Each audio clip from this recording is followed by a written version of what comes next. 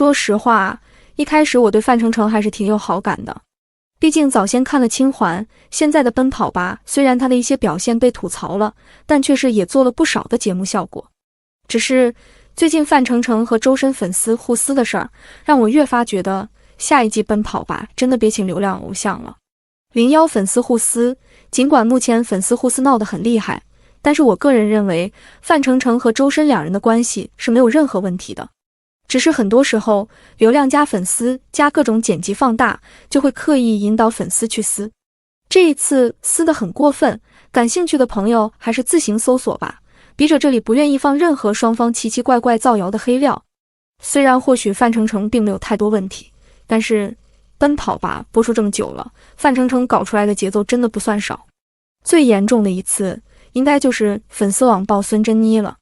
当时孙珍妮撒谎骗范丞丞说为他投过票，但是其实没有。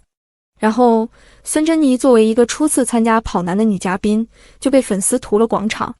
这种粉丝行为本质上是一种护犊子行为，很多明星其实都有这样的不理智粉，也就是所谓的战斗粉。但其实双方发言过于激进，节奏被带了起来，自然就越撕越厉害，越撕越离谱。02流量是把双刃剑，蔡徐坤事件出了以后我是很难受的，难受的点在于我无法看到奔跑吧了。每周五都在看跑男，已经养成习惯了，更何况这还是收官之战。蔡徐坤翻车其实是一个警示，流量偶像真的很容易翻车。还记得一开始的时候，贴吧部分网友在说范丞丞可以开心了，下一季蔡徐坤回不来，只能是他了。如今想想，其实节目真的最好不要请任何的流量偶像了，现如今的流量已经够高了。范丞丞的翻车几率大吗？我不知道，但是由他间接导致的互撕实在过于太多且频繁了。如今的跑男并没有想象中那么缺流量。先说第一点，老三位成员的存在使得早期的奔跑吧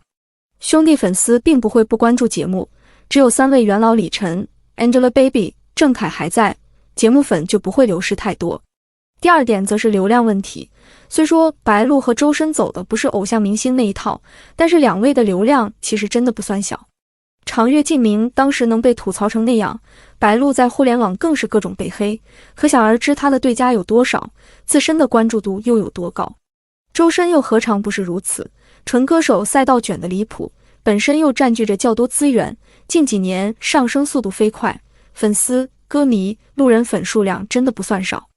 沙溢在中老年人群中又有着不俗影响力，且自身也擅长抛梗接梗，所以与其冒着可能翻车的风险去请流量，节目互撕严重，还不如直接请一位靠谱的靠作品走天下的艺人，至少翻车率相对没那么高。大家也可以说自己的看法。